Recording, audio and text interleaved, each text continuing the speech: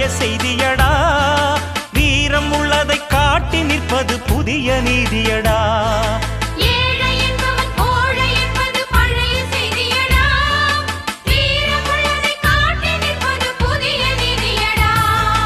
ஊர் கூடி தேரெடுத்தால் வந்து சேரும்.